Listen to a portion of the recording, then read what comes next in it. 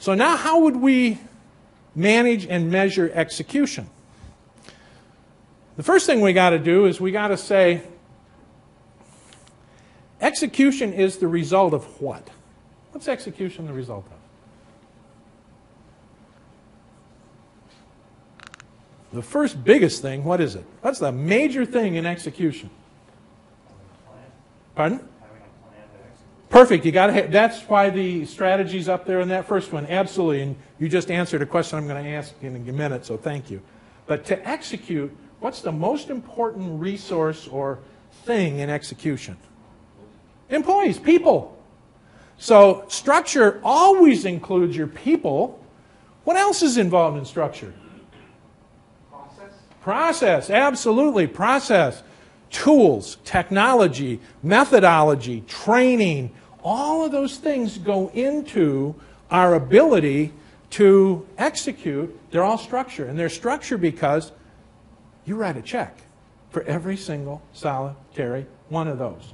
You're investing in every single solitary one of those. People, tools, technology, everything. Even if somebody says, well, process, I didn't invest money, how long does it take to create a good process? So you're paying for it. You're just doing it with human resources over time, but you're paying for it. So execution is always about structure, and every investment you ever make creates a degree of leverage. How many of you had positive leverage in your 401ks in, say, 2008? We all had leverage, but it's kind of the wrong direction, wasn't it? And so it's not enough that we have leverage. We have to measure it. And then we have to be able to look at all of our decisions and figure out, was this positive leverage or negative leverage? And if you've got choices to make, and even if all of the choices are positive for a $10,000 investment, wouldn't you like the largest amount of leverage possible out of that $10,000? So that you really want to ask the question, what's the degree of leverage I'm going to get out of this? And if your staff comes in, anybody ever have staff come in and kind of overpromise? They want you to make an investment, and they say, oh, we're going to get all these results. Anybody ever had that?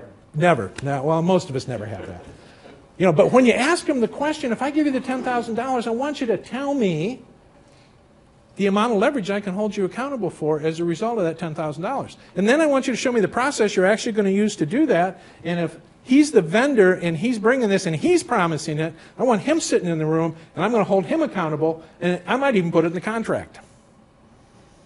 Do you think you'd get different things coming into your office if you did that? Probably. Probably get real different things coming into your office. So if when you leave here, if you just go back and use this as a way to think about investments. How many of you have a CRM system, customer relationship management system? 2 or 3 of you? Of the ones that have it, is this your first version or your second version? How many are the second version or more? Nobody. Well, you guys are good.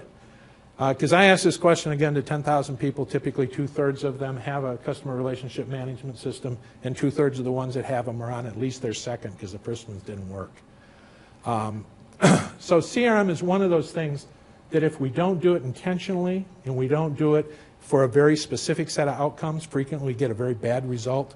And that's a good example of a bad leverage where we spend a lot of money, we get our team all organized, and then it fails. So we have negative leverage on human activity and negative leverage on the money.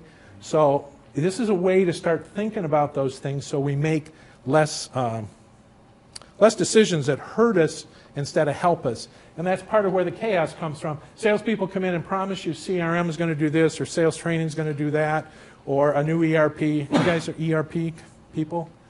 Okay. So whatever the systems are that people, inventory management probably, or supply chain software, that more typical in your